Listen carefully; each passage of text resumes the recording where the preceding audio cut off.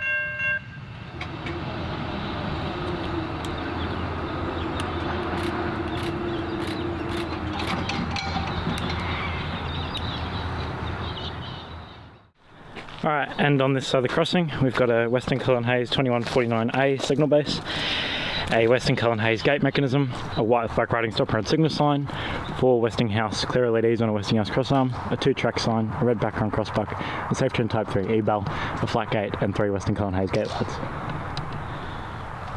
As well as this 2-pole mast over here, 2 poles, a 2-track sign, and a Red Background Crossbuck for the angle of the road. Hence the name, Angle Road.